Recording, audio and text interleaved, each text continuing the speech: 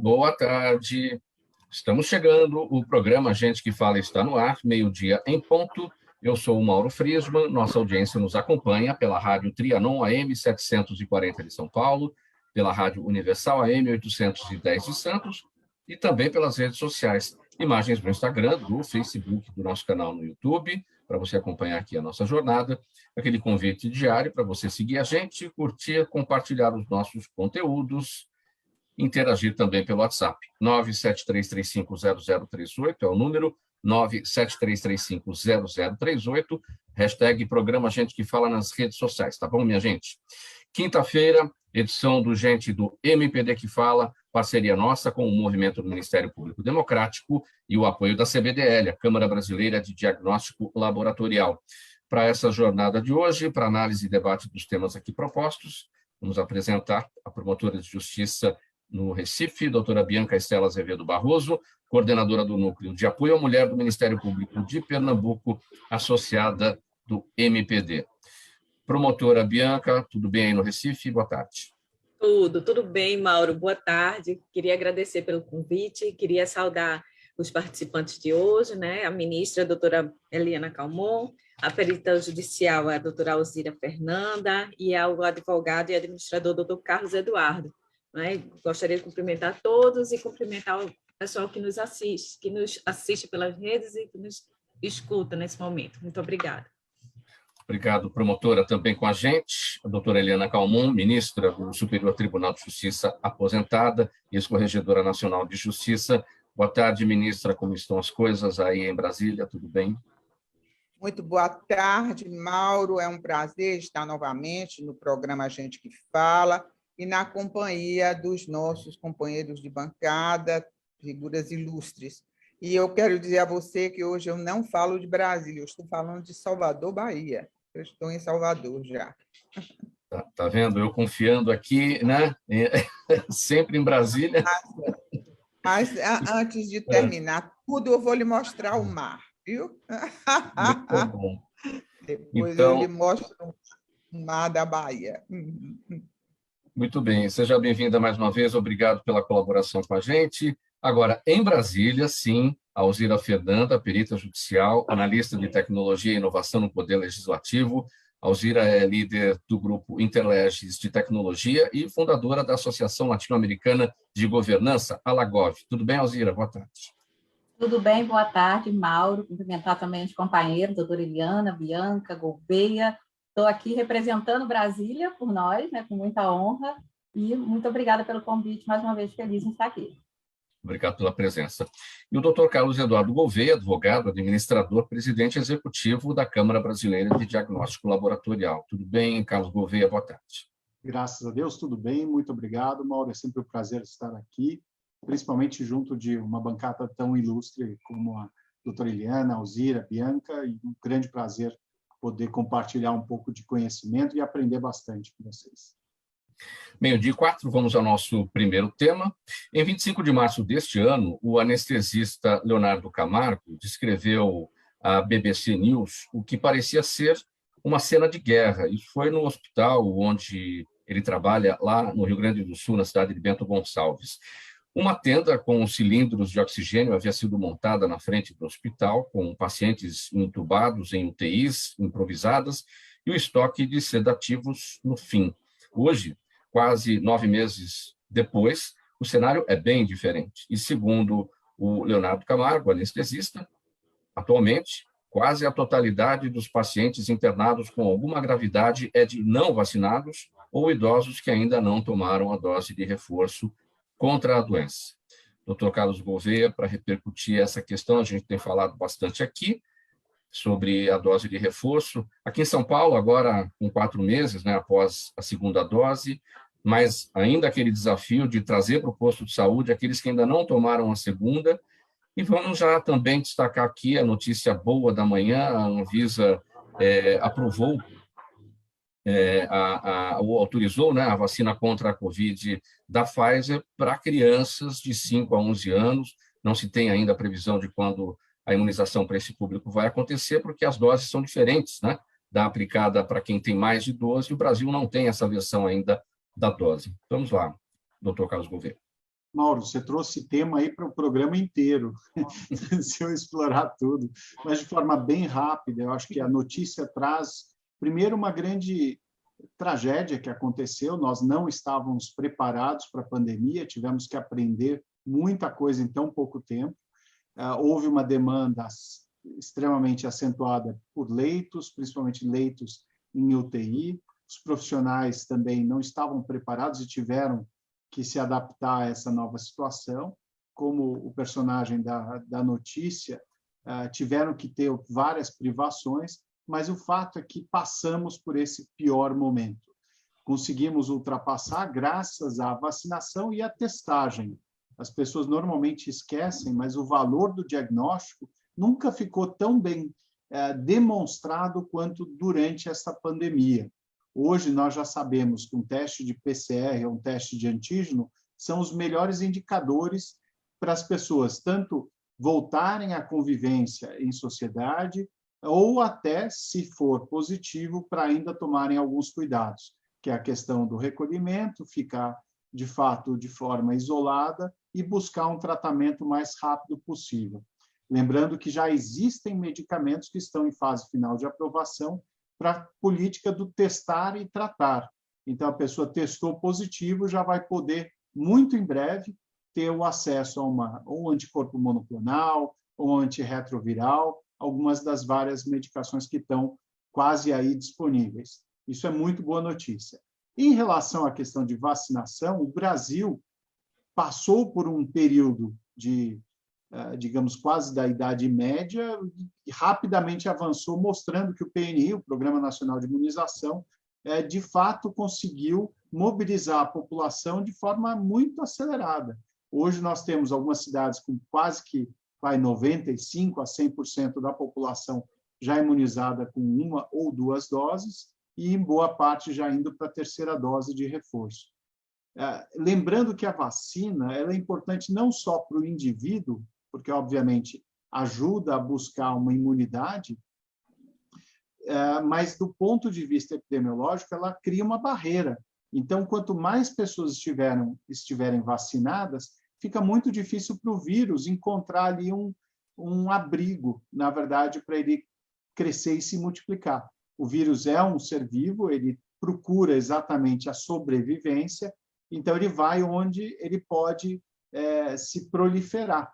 E, por isso, as mutações ou as variantes têm surgido em populações pouco vacinadas, com o número de pessoas ainda que se recusa ou não teve acesso, o motivo às vezes também é esse, não teve acesso ainda à vacinação, caso de alguns países africanos, por exemplo, caso dos europeus ou mesmo nos Estados Unidos, é uma recusa, muitas vezes, de pessoas que não acreditam no poder da vacinação, e aí o vírus encontra ali uma situação favorável para ele buscar algum tipo de forma dele sobreviver. E por isso que essas novas variantes vão surgindo. Falando de variante, a Ômicron, por exemplo, ao que tudo indica, ela foi uma mutação interessante para o vírus, porque ela continua se multiplicando com mais rapidez, embora, ao que tudo indique, menos letal. Ela não provoca tantos danos quanto as outras, né? Então, de uma forma rápida, são algumas das contribuições para a discussão. Saindo um pouquinho do assunto Covid, doutor Carlos Gouveia, esse surto de gripe que está ocorrendo em São Paulo, no Rio de Janeiro, isso pode ser explicado pelo fato de que muita gente não tomou a vacina contra a gripe neste ano, porque estava em isolamento, tomou a vacina da Covid e preferiu não tomar a da gripe.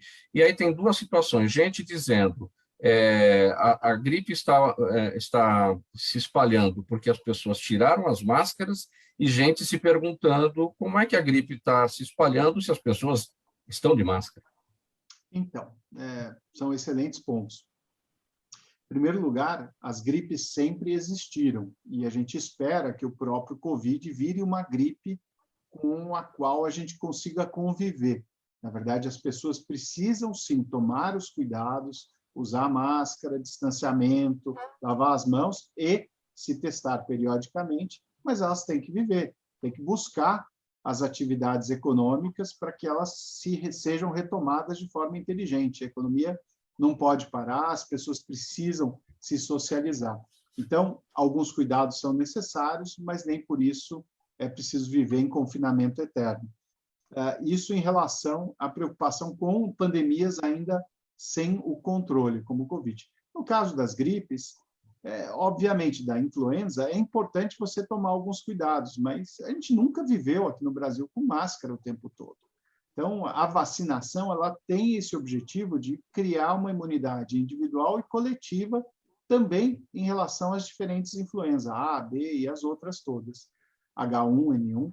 O problema dessa atual pandemia, e que ela veio fora de hora, que a gente está praticamente no verão, essa H3N2, é que ela não estava coberta pela última vacinação oficial de gripe.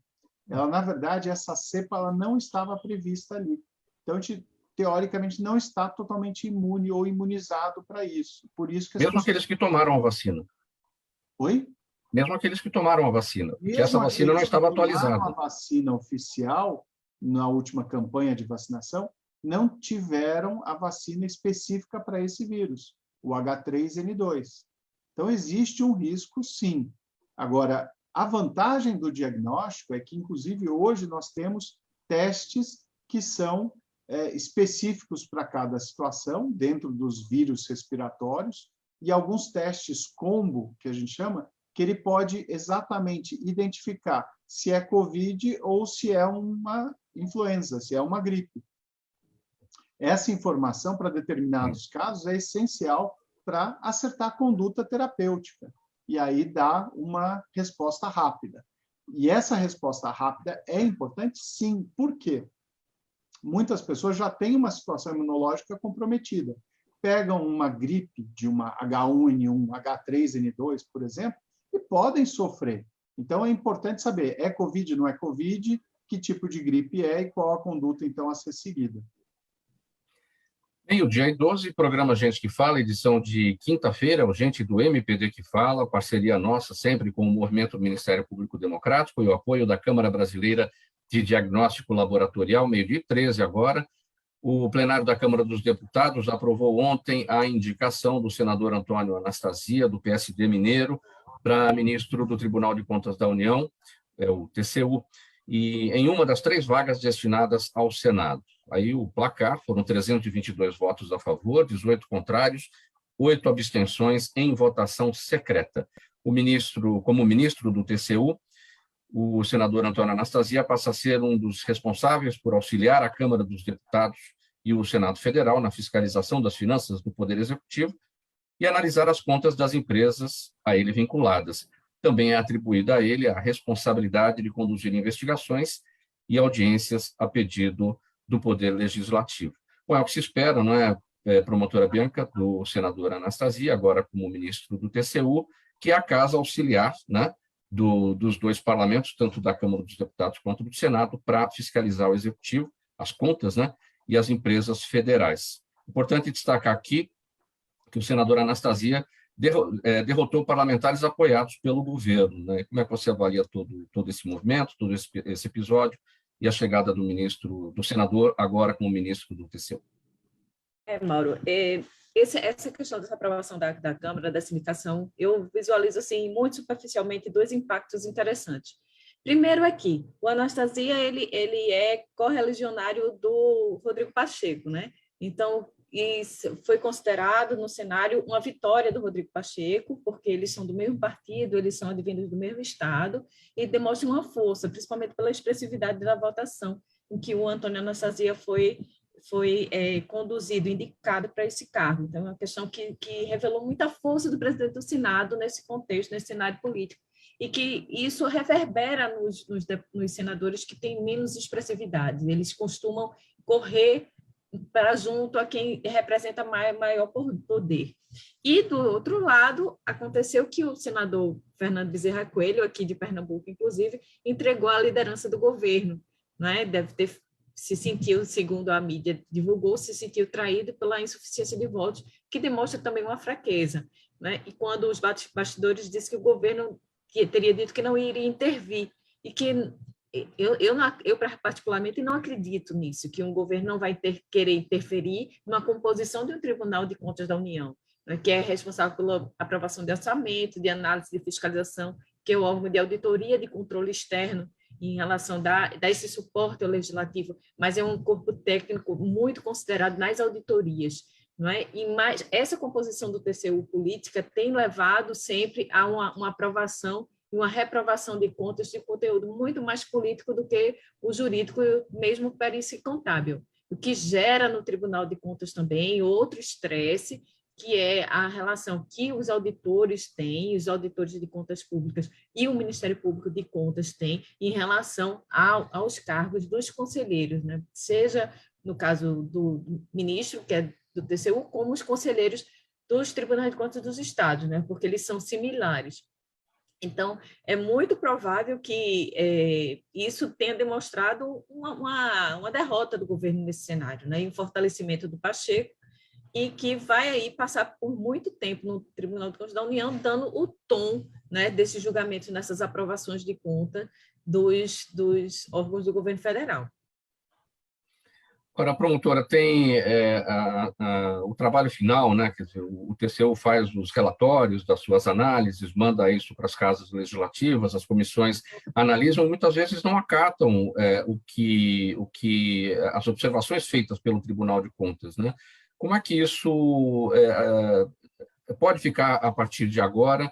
Porque acaba que os parlamentares não acatando, né, as recomendações, né, do TCU, acabam aprovando dessa forma, né? Na verdade, existe até um movimento que diz que o voto não pode ser só político, né? Tem que ter um fundamento, uma juridicidade.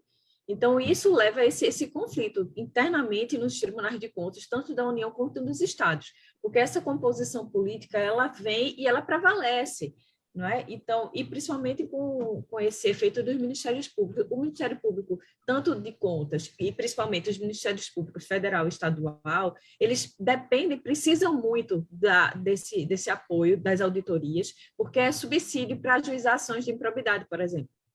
Não é? Então, quando a gente pega um relatório de auditoria que está bastante robusto e vem o julgamento político e desconstrói ou julga regular com ressalvas, é complicado. E a gente tem utilizado, sim, mesmo a gente defendendo uma independência entre os poderes, a atribuição tanto do Ministério Público como do Tribunal de Contas, uma independência. Então, se, no caso, o Ministério Público Federal, o Ministério Público Estadual, pegam a auditoria do Tribunal de Contas, que está robusta, mesmo que ela venha a ser atenuada num órgão colegiado dos Tribunais de Contas, a gente tem sempre prevalecido a auditoria e ajuiza as ações.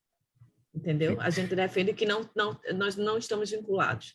Mas é complicado, porque perde força, Mauro. Eu acho Sim, era nesse sentido. Eu não estava encontrando o termo, essa perda de força quando os deputados, os parlamentares, de maneira geral, desconsideram aquilo que o TCU apontou.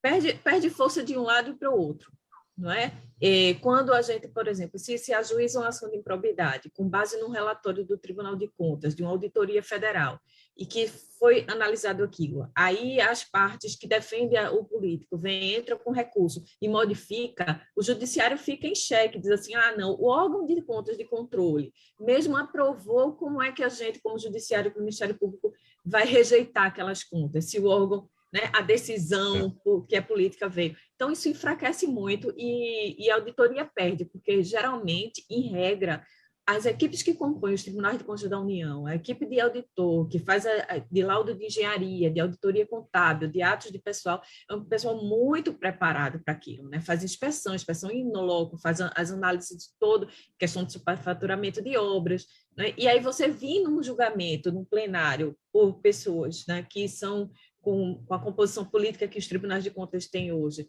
e dão um julgamento ali, em cima daquilo ali, é complicado. Eles têm, realmente, a gente tem essa dificuldade, né? Eu acho que só quem perde é o controle público em relação a isso. Alzira, a chegada do senador Anastasia ao Tribunal de Contas da União como ministro, as atribuições dele e esse aspecto de que muitas vezes, ou quase sempre, o que é apontado pelo TCU, isso acontece também em assembleias legislativas, com os tribunais de contas de Estado, os tribunais de contas de município, quando apontam irregularidades nas contas do Executivo, os parlamentares muitas vezes desconsideram e acabam deixando de lado, acaba seguindo o barco, né? Sim, é muito comum, né? Existem dois tipos de julgamento, como foi bem dito, o julgamento político e o julgamento técnico. E muitas vezes, talvez até na maioria das vezes, o julgamento político ele envolve algumas articulações um pouco ardilosas que ultrapassam os limites técnicos. Eu fiquei muito feliz porque o Anastasia ele foi um governador de Minas que demonstrou muita competência técnica, não considerando os aspectos políticos, mas de forma técnica. Ele é um professor, né? Ele é um estudioso, um detentor do conhecimento do direito administrativo. Então, depositamos muita confiança de que vai fazer um excelente trabalho, que possa fazer essa conversa se tornar mais harmônica entre os tribunais e o Poder Legislativo. Sua avaliação, ministra Eliana Calmon? A minha avaliação é um pouco parecida com a da doutora Alzira Fernanda, porque eu também acho que o Anastasia tem um perfil técnico muito bom. É um homem muito preparado e um homem que tem muita seriedade em tudo que faz, né? Em tudo que fez. Agora, esse viés político que vem sendo a tônica nos tribunais de contas, não somente da União, mas principalmente no Tribunal de Contas dos Estados, é que nos causa grande estranheza, porque deveria ser um órgão eminentemente técnico, né? Logicamente com uma modulação política, mas eminentemente técnico, e a Constituição de 88 privilegiou exatamente esta formação técnica, colocando, inclusive, um membro do Ministério Público dentro dos tribunais de contas, porque não havia antes da Constituição de 88. E o Constituinte de 88 quis colocar mais alguém que fosse de um órgão de controle diverso, que é um controle do Ministério Público, dentro do Tribunal de Contas. Mas, lamentavelmente, o que nós estamos vendo hoje é uma prevalência do entendimento político que, muitas vezes, até deixa de lado toda a tecnicidade na condução das contas públicas. Ministra, de novo, mesmo quando há o entendimento, a avaliação técnica dentro dos tribunais, quando chega na comissão, no parlamento, os deputados vão se debruçar sobre aquilo, os parlamentares vão se debruçar sobre aquilo, estamos falando aqui de Senado e Câmara, acabam não aceitando, não considerando aquelas questões técnicas, aquilo tudo que foi elaborado de forma técnica pelo Tribunal de Contas, porque é o peso político que vai valer nesse momento. Exatamente, é o que tem prevalecido. E nós estamos hoje numa fase em que a avaliação política ela vem prevalecendo em todos os sentidos e, mais ainda, em um retrocesso de entendimento. E todas as vezes que o parlamento não aceita esse controle técnico, ele mexe, inclusive, na legislação, para que esta legislação fique modulada aos interesses políticos.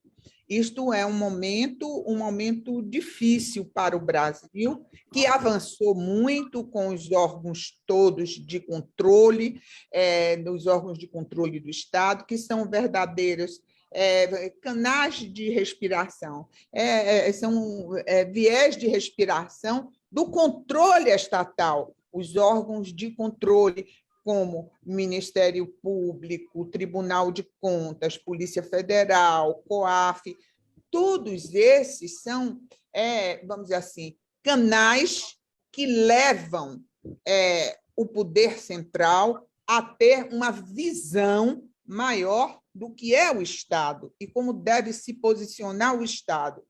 E todas as vezes que esses órgãos de controle são colocados à látare, como vem acontecendo, pela prevalência do entendimento político sobre o técnico, isto é realmente um desarranjo no controle estatal, né? Doutor Carlos Gouveia, também não há uma demora muito grande do parlamento em relação à aprovação ou não do levantamento feito pelos tribunais, porque isso acontece no final do ano. Já ali no apagar das luzes, os parlamentos vão aprovar os orçamentos para o ano seguinte e aprovam as contas dos seus executivos, não do ano corrente, mas do ano anterior. Né? É um ano inteiro de gap, aí, de lacuna. Isso também não é prejudicial?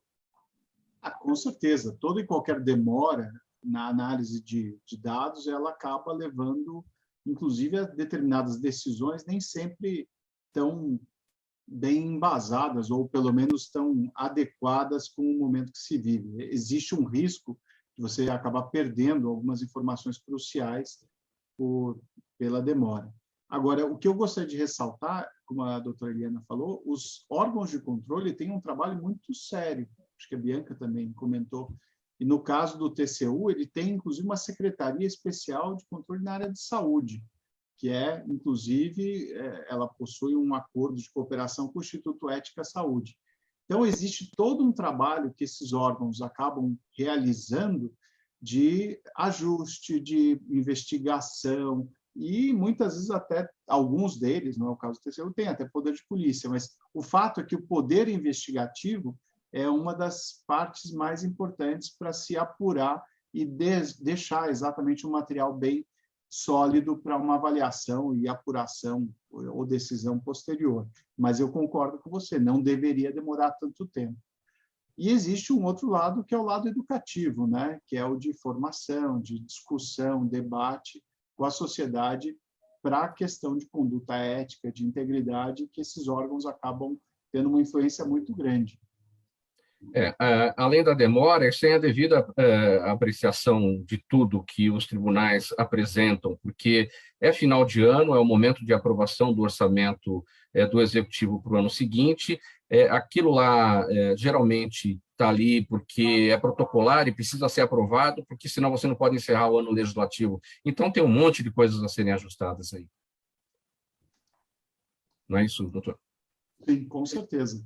Na verdade, eu acho que a gente tem que apoiar essas mudanças. Eu acredito que a entrada do senador Anastasia ela possa contribuir com uma discussão ainda mais rica. Ele é muito bem preparado, ele tem experiência no executivo, tem uma experiência particularmente na área de saúde, então, e no Senado ele fez um grande trabalho. Então, acho que ele pode ajudar, sim, a aprimorar e, quem sabe, a parar essas arestas que você mencionou, Mauro.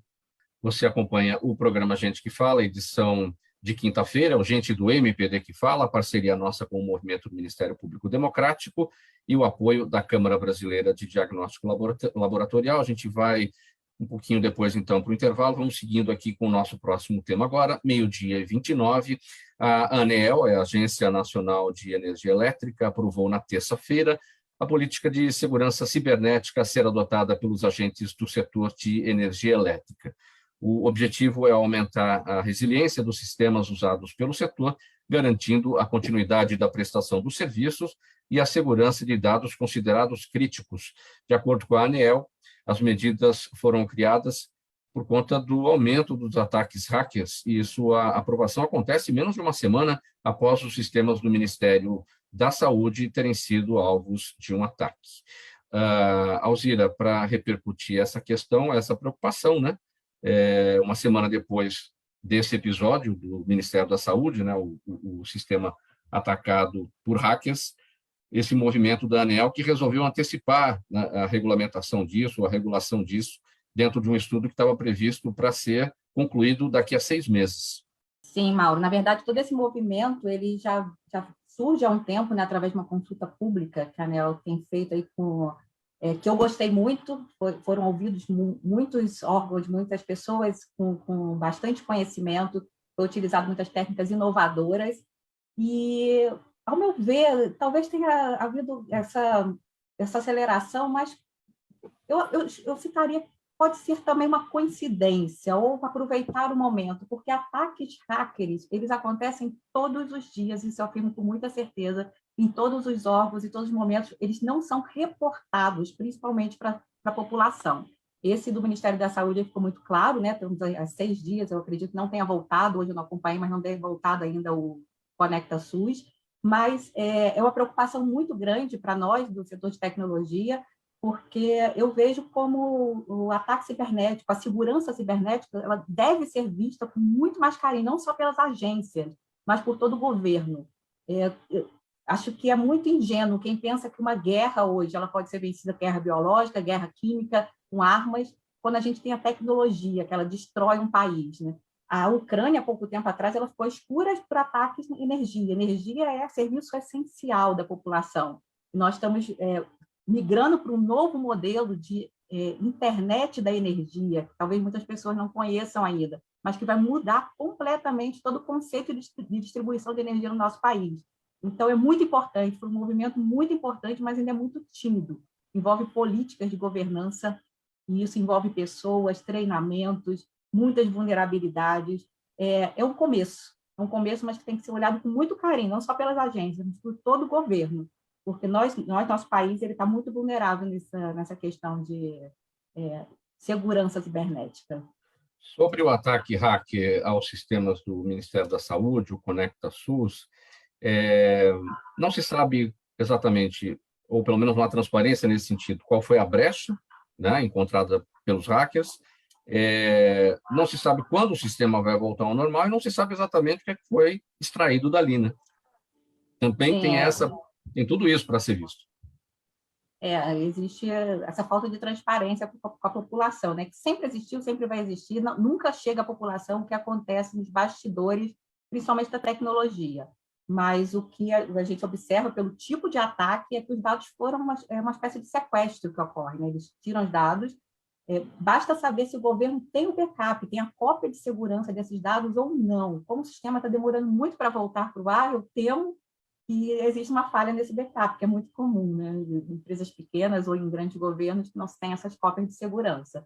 Mas, ao que parece, é isso. Os dados foram sequestrados, eles foram retirados da base de dados do Ministério da Saúde e vamos esperar restabelecer, né? Qual seria o objetivo desse ataque? Porque o que os autores fariam com os dados roubados, extraídos? Esse tipo de prática ele é muito comum para uma espécie de extorsão, para que se cobre geralmente em bitcoins ou em moedas virtuais, para que se pague um resgate para a devolução daqueles dados. Isso acontece muito, muito, muito. Nesse caso específico, mas nunca se sabe, né? A cabeça de um hacker, e esse termo hacker ele é até usado de forma errônea, o correto seria o cracker, que é o que faz de maldade. O hacker, na verdade, ele é um especialista em invadir sistemas, mas ele pode ser do bem, não necessariamente pode ser para fazer algo negativo. Então, o que passa na cabeça dele, o que passa na cabeça do criminoso, a gente nunca vai saber. Pode ser uma simples brincadeira, uma forma de mostrar que está vulnerável o sistema, pode ser uma espécie de extorsão, mas, ao que me parece, não foi o caso, já não foi cobrado nada. Então, é a cabeça do criminoso, né? A gente não sabe. O que ele demonstrou muito bem vocês não estão imunes a um ataque hacker. Vocês são vulneráveis, né? Nós somos vulneráveis, nosso país está vulnerável. Isso foi demonstrado com muita clareza. O que é uma boa política de segurança cibernética? Esse trabalho feito pela ANEEL, você considera suficiente? É garantidor de um bom resultado? Garantidor nunca vai ser. A política de segurança ela é um investimento, é como um seguro de um carro, né? Nos garante um mínimo. Mas essa política da ANEEL, ela apenas dita diretrizes, isso vai depender muito das distribuidoras, né, de outros órgãos. Mas sempre, sempre, uma política de segurança cibernética, ela envolve processos, envolve pessoas, além de políticas de governança. E, geralmente, o elo mais fraco disso tudo são as pessoas. A maioria dos ataques hackers, eles acontecem pela engenharia social. Eles entram nas empresas, nas organizações, por vulnerabilidade das pessoas, porque simplesmente talvez tenha aberto um e-mail e clicado num link. Então, treinamento de pessoas, isso envolve muita coisa. Países como Estados Unidos, Ucrânia, Suíça, eles sofrem ataques a todo momento. Então, nós no Brasil, que estamos ainda pequenininhos e não temos uma lupa sobre esse assunto, nunca vai ser suficiente.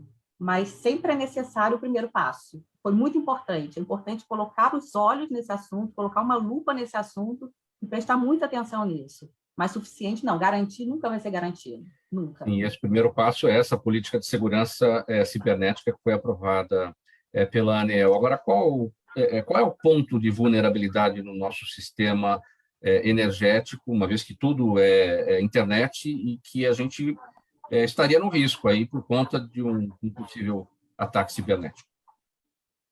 E vai desde dos dados, né, de roubo de dados sensíveis dos usuários, aí a gente entra em Lei Geral de Proteção de Dados, como também é uma interrupção do sistema.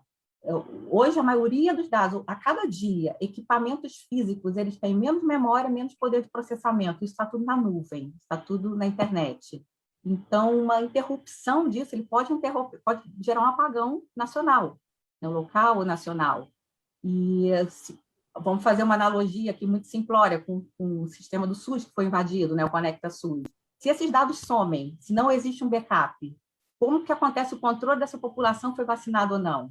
Você destruiu dados muito importantes, né? E aí você mexendo com todo um país, questão de saúde, dados, várias coisas.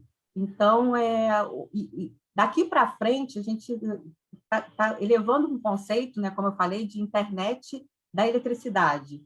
Cada vez mais as pessoas vão gerar a sua própria energia solar, e isso já está acontecendo, e esse sistema vai ser mais descentralizado.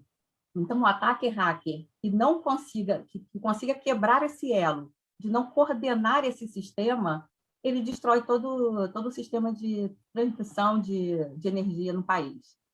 A pergunta para o Dr. Carlos Gouveia, em relação ao ataque sofrido aí pelo Ministério da Saúde no Conecta SUS. O que pode acontecer se esses dados não forem recuperados, se não houver cópia, não houver backup do que foi extraído de lá, Dr. Carlos Gouveia? Mauro, é preocupante, mas antes que aconteça isso agora, que a gente até tenha a condição de tentar trabalhar e ter as devidas proteções para o futuro, porque telesaúde hoje é uma realidade, é um caminho sem volta. A integração de dados em sistemas que até então não se comunicavam, ela é uma necessidade e vai continuar acontecendo. Então, o SUS, até pela importância, número de segurados ao SUS, né, de pessoas que dependem exclusivamente, outras também com saúde suplementar, cada vez mais vai ser importante. Você ter um prontuário único, por exemplo, dados como o Conect SUS, por exemplo, que ele traz hoje exames que você fez, no caso do COVID, na rede suplementar, na rede privada, e consta ali. As vacinas, ou seja, é um conjunto de informações muito relevantes que vão ajudar cada vez mais na condução das terapias apropriadas para aquele indivíduo. Vai ser economia, você não vai ter desperdício, não vai refazer exames que já foram feitos, você consegue ter um prognóstico muito melhor para aquele indivíduo. Então, essa realidade da base de dados, que seja algo como um grande ativo para ser usado de forma inteligente, correta e sustentável, ela é mais do que necessária. A LGPD já trouxe algumas indicações de proteções e limites a serem observados. Agora, a questão de segurança cibernética, como a doutora Alzira comentou, ela é fundamental. A gente não pode prescindir de um backup ou, às vezes, até de uma redundância maior, mas sempre para que o sistema funcione, né? Promotora Bianca, como é que o Ministério Público pode atuar nessa questão de políticas de segurança cibernética? Estamos falando aqui da ANEEL e repercutindo o que aconteceu com o Ministério da Saúde, mas todos os setores precisam disso. Sim, eu acho que o Ministério Público tem atuado muito, investido muito em tecnologia, né? Em tecnologia e inovação e nessa questão também da proteção. Mas eu ainda sinto assim uma vulnerabilidade muito grande, uma insegurança, uma falta de conhecimento, uma falta de clareza sobre isso, porque eu acho que hoje a gente vive no mundo da informação. Então, assim, informação ela é tudo, ela, como a Alzira falou, ela pode destruir, ela pode ser fonte de um sequestro, ela pode ser fonte de uma extorsão. Atrelada a esse sistema de informação, principalmente de bancos de dados, vem vários outros crimes cibernéticos que a gente precisa se calçar. E o que eu percebo muito, e aí eu queria até ouvir um pouco isso, é que nesse cometimento de crime pela internet, a sensação que a população tem é que a gente está numa área sem lei, né? No mundo sem lei, porque as coisas não têm muita clareza, não são palpáveis, não são vistas, não são tudo muito abstrato, né? Então acho que a gente precisa investir em tecnologia, inclusive para produção de prova, porque para que a gente consiga responsabilizar as pessoas, individualizar a conduta e ter resultado para que quem pratica esse tipo de coisa tenha uma punição e assim a gente consiga prevenir, né, alguma criminalidade em relação a isso. Porque eu, pelo menos, sinto que a gente vive num mundo de insegurança de informação, insegurança cibernética e tudo. Estamos todos vulneráveis, né? E tem a lei também, a lei de proteção de dados também, que a gente tenta aplicar, mas falta conhecimento, aprofundamento, foco, né? E se apropriar dessas informações. Ministra Eliana Calmon, sua preocupação em relação a essa questão da segurança cibernética? O que eu acho é que o Brasil ainda está engatinhando nessa parte. Nós temos tido diversos ataques a diversos órgãos públicos, isso é preocupante, e os nossos técnicos, muitas vezes, não sabem como resolver. Além disso, existe ainda uma falta de transparência, em parte para não se causar pânico na população, o que é louvável, isto. Mas, por outro lado, traz uma insegurança bastante para a população, que não sabe o que é que está acontecendo, o que é que está sendo feito, até que ponto o Estado foi atingido com esses ataques e como isso repercutirá para a sociedade. Então, todas essas dúvidas e essa falta de transparência faz com que o problema ainda fique mais complicado, né? Eu acho que nos falta ainda uma boa rede de proteção à segurança das redes cibernéticas. E continuando nesse tema da falta de transparência, meio de 43 agora, a qualidade das informações disponibilizadas pelo Ministério do Meio Ambiente sobre políticas e programas da pasta deixa a desejar em cerca de metade dos itens que deveriam facilitar a transparência dos dados, de acordo com o levantamento da Associação Brasileira de Jornalismo Investigativo e da Transparência Brasil. Na análise de 55 itens, 47% deles apresentam algum nível de incompletude ou nem mesmo estão disponíveis. Segundo os organizadores, o problema ocorre principalmente na divulgação das políticas públicas da pasta, mostrando que existem problemas significativos na transparência dos dados ambientais no país. Estamos padecendo deste mal, não é, Alzira, da falta de transparência? Sim, é um assunto muito importante, e não só no Ministério do Meio Ambiente, mas em todos os outros, em todo o governo. E no meio ambiente isso me preocupa muito, porque nós estamos falando de uma riqueza muito grande, principalmente o Brasil. O Brasil é um país riquíssimo. Vou falar aqui especificamente da Amazônia, por exemplo, tem uma abundância de riqueza de água, né, de aquíferos, do solo, biodiversidade. Então, nos preocupa muito essa falta de transparência. E, no modo geral, e aí eu faço até uma conexão com a pergunta anterior, o que falta muito no nosso governo, na nossa população, uma conscientização da digitalização do mundo, né? As pessoas, a partir da criança ali, ela ser educada de que hoje nós vivemos no mundo digital e que as coisas precisam ser pensadas de forma diferente. O político, o ministro, ele precisa entender que a transparência não é opção, que a população precisa ter acesso a esses dados, que a forma de enxergar o mundo e de gerir governos, né, mudou, e é mais conversacional. Então, isso precisa haver também uma cobrança muito grande de imprensa e de população, porque se não houver isso, se não houver essa cobrança, e o Ministério Público também faz um trabalho muito importante, né, nessa cobrança da transparência, a gente não vai conseguir ajustar, mas estamos no caminho. É muito importante comentar sobre esse assunto. Sobre o trabalho do Ministério Público, promotora Bianca, na busca dessa transparência que, como destacou a Alzira, não é opção, é obrigação, né? Veja, aí eu queria fazer um parênteses em relação a isso, porque o Ministério Público vem brigando, recomendando, fazendo isso em vários órgãos públicos sobre a questão do portal de transparência, a questão da lei de acesso à informação, dessa divulgação de dados, já desde a emenda constitucional 45. Mas eu tenho entendido que essa omissão nessa divulgação de dados, essa omissão não é só uma negligência, ela é uma estratégia.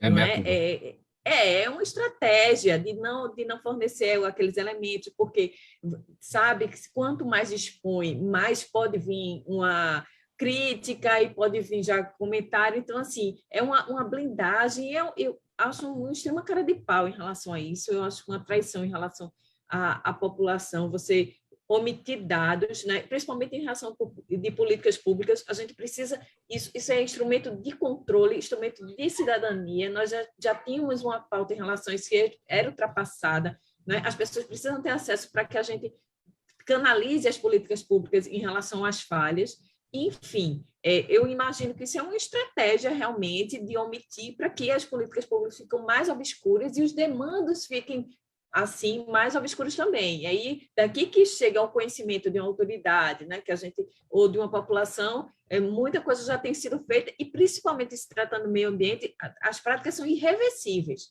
né? As concessões de licença fora do procedimento legal, a questão de desmatamento que não é coibida, isso são fatos irreversíveis para o meio ambiente. Então, não tem uma reparação. Mesmo uma compensação, ela não vai trazer de volta o meio ambiente. Então, é uma irresponsabilidade, né? Eu acho que a gente tem, como Estado, a gente tem um Estado como violador de direitos, isso é muito contraditório, como é que o Estado de onde emana as leis, porque a lei de acesso à informação, a emenda constitucional que alterou, né, esse princípio de transparência e de eficiência dentro da estrutura da administração pública, foi feita pelo Estado. Como é que o próprio Estado é violador do seu direito? Se o próprio Estado não dá o exemplo, é violador dos direitos que ele cria, a gente está próximo ao caos. Faltando 12 minutos para 1 da tarde, ministra Eliana, seu olhar, sua observação sobre esse tema? Olha, é o pior possível, porque eu entendo que, neste governo, nós pioramos muito em termos de transparência. A transparência é um dos pilares da democracia. Não existe democracia sem transparência, porque esse é que dá ao cidadão as informações necessárias para que ele possa também fazer parte do governo, ele possa opinar, ele possa ir à audiência pública sabendo o que é que ele está falando e o que é que ele vai falar. E a transparência tem sido uma constante neste atual governo, inclusive com dados equivocados, porque uma autoridade fala uma coisa e, no outro dia, vem uma autoridade técnica e dá dados completamente diferentes. Até mesmo o presidente da República chega no exterior, apresenta dados em relação ao meio ambiente que são absolutamente desconectados da realidade que nós estamos vivendo. Então, isso causa uma grande preocupação e, ao mesmo tempo, uma balbúrdia mental. Nós não sabemos como é que as coisas podem andar neste sentido, né? Então, isso é preocupante. Nós, hoje, nós brasileiros, não temos nenhuma segurança em falar sobre as questões de meio ambiente no Brasil, porque são dados absolutamente díspares e a mídia internacional, tida como uma mídia mentirosa, que está fazendo política em torno de um Brasil que eles querem se apoderar. Tudo isso é muito confuso para que nós possamos entender, porque existem as mídias de absoluta confiabilidade, como, por exemplo, a Transparência Internacional, né, que é um órgão confiável. No Brasil, é um correspondente que é a Transparência Brasil, onde são fornecidos dados dados a partir de apreciação de técnicos que trabalham em relação ao meio ambiente, de forma que nós, hoje, somos um país com uma confusão muito grande em termos de transparência, especialmente na parte que nós falamos sobre meio ambiente. 9 minutos para 1 da tarde agora, perguntas da nossa audiência. Promotora Bianca, o Rodrigo Correia, pelo nosso canal no YouTube, pergunta se a Defensoria Pública de Pernambuco tem uma boa estrutura para atender os mais carentes. Não, Mauro.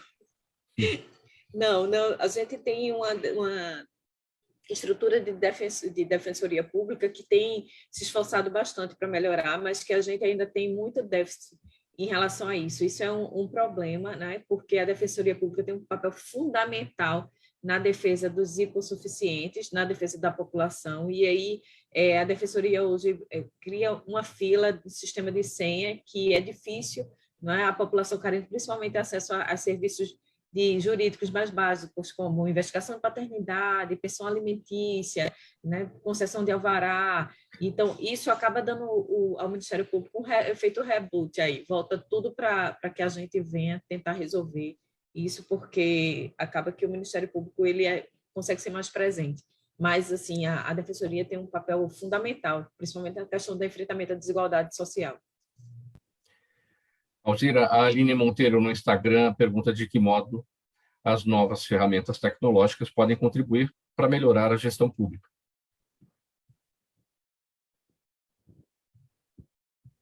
Alzira? De muitas maneiras, né? Aumentando a eficiência talvez seja a mais precisa. Te dá velocidade, te dá muita facilidade, né? A tecnologia ela é irreversível, é necessária, ela só precisa ser usada com cautela e com uma educação digital muito grande da população e dos gestores. Mas o nível de eficiência e até a transparência, seria quase impossível ter transparência se não tivesse as ferramentas tecnológicas. Então, eficiência acho que seria a palavra-chave. Ministra Eliana, o seu Jaime do Jardim Bonfilholi, zona oeste aqui da capital, em que medida, ele pergunta, a fé religiosa de um juiz pode influir em suas decisões? Eu entendo que muito pouco, porque o juiz tem parâmetros, não é? O parâmetro do juiz é muito mais legal do que moral. Então, ele não pode sair justamente daquele parâmetro, o parâmetro onde ele tem de se manifestar de acordo com aquilo que está colocado na legislação.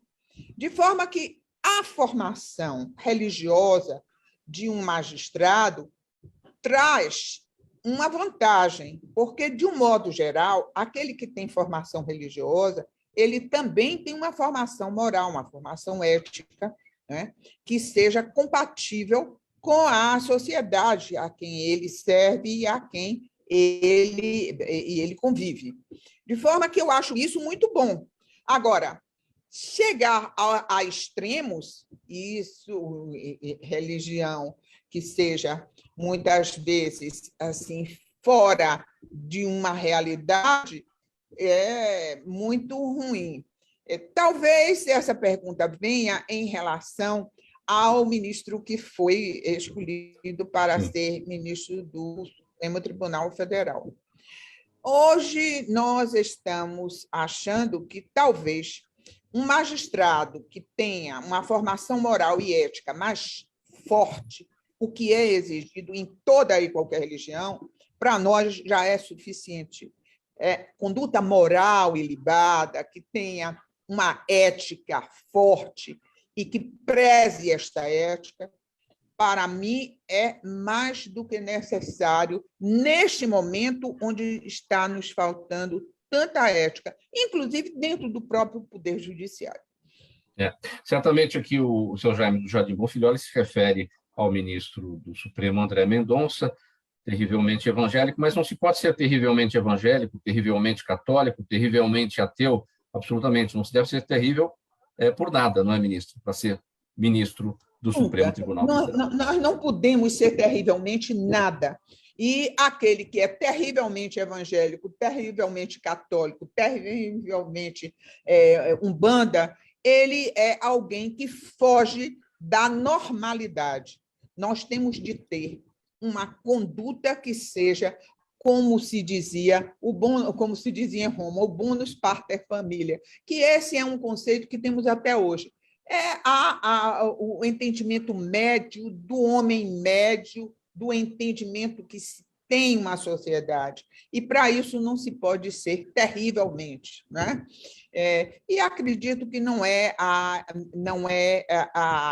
o caso do André Mendonça, porque ele foi, durante muitos anos, servidor público, foi advogado da União e se ouve com muita equidade, com muito equilíbrio, com muita temperança. Pelo menos é na minha avaliação. Então, acho que não haverá riscos, se não, neste caso, mas o terrivelmente sempre é perigoso. É bom que seja terrivelmente competente naquilo que se propõe a fazer, isso sim. Doutor Carlos Gouveia, para falar dos 30 anos da Câmara Brasileira de Diagnóstico Laboratorial, quais são os planos da entidade agora para essa nova fase que começa? Bom, primeiro obrigado pela lembrança, e de fato para a CBDL, Câmara Brasileira de Diagnóstico Laboratorial, é um grande feito ter chegado até aqui. 30 anos crescendo e criando uma cultura da importância e do valor do diagnóstico. Sempre lembrando que o teste de diagnóstico é a melhor ferramenta. O teste precoce e preciso é o que vai permitir o acesso a uma terapia eficaz. E para 2022, a ideia é trabalhar nos projetos que nós listamos no livro branco do diagnóstico laboratorial. Convido todos a visitarem o nosso site, que é cbdl.org.br, e baixar essa publicação, que ela traz um panorama do setor de saúde, mas da perspectiva do diagnóstico, mostrando os grandes gargalos. E vários dos temas que nós discutimos, telesaúde, digitalização, acesso, escassez de serviços, produtos, mão de obra, e principalmente esse legado que nós vamos deixar da pandemia, tudo isso vai ser revisto com bastante atenção por uma equipe muito bem qualificada, composta aí pelos nossos associados e todos os colaboradores de outras entidades que nos ajudam a criar aí um futuro melhor na área de saúde. Pessoal, vamos para as despedidas. O doutor Gouveia está com a palavra. Sua mensagem final, doutor. Muito obrigado, Mauro. Foi um ano difícil, porém acho que muito produtivo e de grande aprendizado. Parabéns a vocês pelo programa e aos colegas aqui. Muito obrigado pela oportunidade de compartilhar um pouco das opiniões. Obrigado pela parceria ao longo desse ano, obrigado pela colaboração e em 2022 estaremos juntos novamente nessa jornada. Promotora Bianca. Pois é, Mauro, eu quero agradecer também as oportunidades, né? Porque eu participei de vários desse programa, queria agradecer também a Alzira, a ministra Eliana, ao doutor Carlos, por essa participação brilhante hoje. Eu acho que a gente encerra, o MPD encerra esse ano nesse programa, e dizer que ano que vem a gente está aberto aí para novos projetos, novas coisas, desejar um ano com muita esperança e com mais justiça social, Mauro. Ministra Eliana Calmon. Eu quero me despedir, é o último programa do ano, eu acho, né? Pelo menos da nossa participação. Sim. E eu quero dizer que foi um prazer muito grande, um ano bem difícil, mas nós não podemos esperar que o próximo seja melhor. Nós teremos um ano muito difícil, será o ano de eleições, nós continuamos ainda com a sociedade bastante dividida, isso nos causa muito problema, mas justamente o programa visou exatamente dar mais informações, trazer uma opinião mais técnica de cada um de nós para que houvesse uma melhoria no entendimento da população dos nossos ouvintes. Alzira Fernanda, a sua despedida. Mauro e a todos os companheiros de bancada hoje, quero agradecer, parabenizar pelo programa, sempre debate de altíssimo nível, muito gostoso sempre participar, e agradecer aos ouvintes e também aos web espectadores, né, que estamos assistindo e nos ouvindo. E um bom final de ano para todos. Obrigado a todos vocês. Em nome da equipe do programa Gente que Fala, termina aqui essa edição. É o Gente do MPD que Fala, parceria nossa com o movimento do Ministério Público Democrático e o apoio da Câmara Brasileira de Diagnóstico Laboratorial. Muito obrigado pela colaboração de vocês ao longo desse ano todo, aqui na análise dos temas propostos, nessa colaboração para ajudar na formação de opinião do nosso público, e a gente certamente vai iniciar uma nova jornada muito legal, muito bacana em 2022. Estiveram com a gente hoje a promotora de Justiça no Recife, Bianca Estela Azevedo Barroso, a ministra do Superior Tribunal de Justiça aposentada, Eliana Calmon, a Alzira Fernanda, perita judicial e analista de tecnologia e inovação no Poder Legislativo. Ela é líder no grupo Interleges de Tecnologia e fundadora da Associação Latino-Americana de Governança, e o Dr. Carlos Eduardo Gouveia, administrador, advogado, presidente executivo da Câmara Brasileira de Diagnóstico Laboratorial. Obrigado pela audiência, gente. Tchau. Até